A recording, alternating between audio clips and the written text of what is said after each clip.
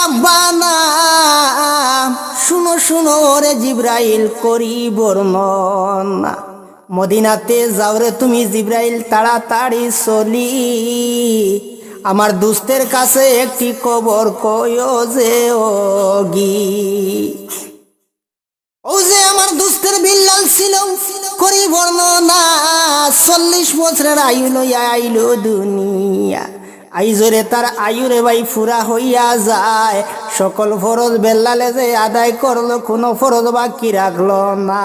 বিয়া না করিয়া যদি বেল্লাল মইরা যায় আরে যুজকের আগুনে বেল্লাল জ্বলতো উভরায় 40 বছরের আয়ু লইয়া বেল্লাল আইলো দুনিয়ায় আইজরে তার আয়ুরে যে ফুরা হইয়াছে 7 দিন মাত্র বাকি রইল ও যে দুনিয়ায় আরে 7 দিনেরও ভিতরে আমার বেল্লালের বিয়ার কলমা দিত রে ফড়াই 7 দিন পরে রাত 12টায় বেল্লাল যখন যাইব মরিয়া আরে সেই কথা বলিও আমার দুস্তের কাছে বাঙ্গিয়া মনরে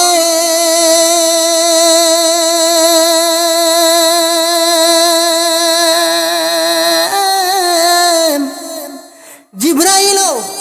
আসিয়া আমার নবীজির কাছে সালাম জানাইয়া যে কোন করে বর্ণনা শুনো শুনো ওগো নবী করি বর্ণনা ও যে তোমার বেল্লাল আমি একটু কথা লইয়া আইলাম তোমারও সাথে 40 বছরের আয়ু লইয়া ফরজত বেল্লাল আইলো দুনিয়ায় আইজরে তার আয়ুরে যে ফুরা হইয়া যায় সকল ফরজ বেল্লালে যে আদায় করিল কোনো ফরজ বেল্লালে যে বাকি না রাখলো বিয়া না করিয়া যদি বেল্লাল মইরা যায় আরে যুজকের আগুনে যে কোন জ্বলতো উবরায় 7 দিন মাত্র বাকি রইল ও যে দুনিয়ায় আরে 7 দিনেরও ভিতরে বেল্লালের বিয়ার কলমা দিতাই রে ফোড়াই মনরে 7 দিন পরে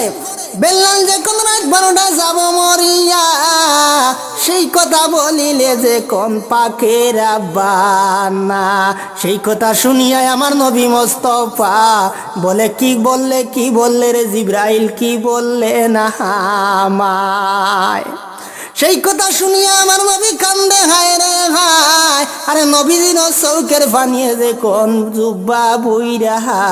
যায় নবীজির চৌকের পানিয়ে জুব্বা বুইরা যায় তাই দেখিয়া নবীর জামাই আলী যে কোন করে বর্ণনা নবী গো